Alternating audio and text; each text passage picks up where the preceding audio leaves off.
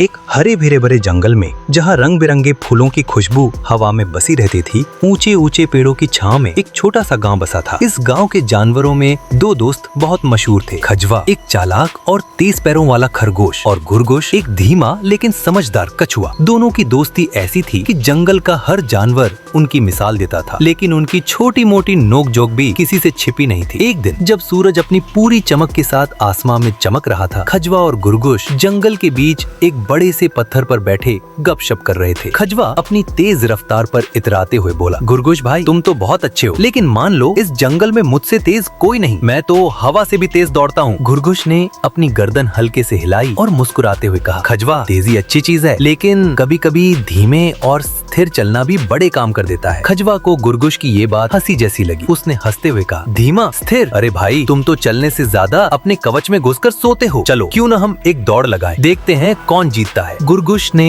एक गहरी सांस ली और बोला, ठीक है खजवा, दौड़ लगाते हैं, लेकिन ये कोई छोटी मोटी दौड़ नहीं होगी। हम जंगल के सिरे से शुरू करेंगे, नदी के किनारे से गुजरेंगे, पहाड़ी की चोटी पर चढ़ेंगे और फिर वापस इसी पत्थर तक आएंगे। जो पहले पहुँचे वही जीतेगा। खजवा ने हंसी के साथ हाथ मिलाया। हो गया तय, तुम तैयार हो जाओ गुरगुश, कल सुबह सूरज निकलते ही दौड़ शुरू। जंगल में यह खबर आग की तरह फैल गई। चिड़ियां चहचहाती हुई गांव के हर कोने में यह बात ले गई। जंगल के सारे जानवरों ने मिलकर सालार, एक बूढ़े और समझदार हिरन को दौड़ की निगरानी के लिए चुना। अगली सुबह जब सूरज की पहली किरण जंगल पर पड़ी, सारा जंगल इकट्ठा हो गया। लोमड़ी, बंदर, हिरन, भालू और यहाँ तक कि छोटे छोटे चूहे भी तमाशा देखने आए। खजवा अपनी जगह पर उछल उछल कर तैयारी कर रहा था, जबकि गुरगुश अपने कवच से निकलकर धीरे धीरे लाइन पर आया। सालार ने अपनी गूंजती आवाज में ऐलान किया, तैयार, सावधान, दौड़ो। खजवा तो जैसे तीर की तरह निकल पड़ा। उसके पैर इतनी तेजी से चल रहे थे कि धूल के बादल उड़ रहे थे। देखते देखते वह नजरों से ओझल हो गया। दूसरी ओर गुरगुश ने अपनी धीमी लेकिन स्थिर चाल शुरू की। वह एक एक कदम बड़े सुकून से उठा रहा था, जैसे उसे कोई जल्दी न हो। खजवा जब नदी के किनारे पहुंचा तो उसने पीछे मुड़कर देखा। गुरगुश कहीं नजर नहीं आया। उसने हंसते हुए सोचा, ये गुरगुश कहाँ जीतेगा, अभी तो वो शायद जंगल के किनारे ही होगा, क्यों न थोड़ा आराम कर लो। नदी के किनारे एक नरम घास का गद्दा देखकर वह लेट गया और सोचा कि जरा आंखें बंद करता है। देखते देखते उसे नींद आ गई। इधर गुरगुश अपनी रफ्तार से चलता रहा। वह न तो रुका, न हांफा, न बोर हुआ। जब वह नदी के किनारे पहुंचा तो खजवा को सोता देखकर उसके चेहरे पर हल्की सी मुस्कान आई। उसने कुछ नहीं कहा और धीरे धीरे आगे बढ़ गया। पहाड़ी की चढ़ाई मुश्किल थी। पथरीला रास्ता और तीखा ढलान ने गुरगुश की रफ्तार को और धीमा कर दिया, लेकिन उसने हिम्मत नहीं हारी। उसने अपने दिल से कहा, बस एक कदम और इस तरह एक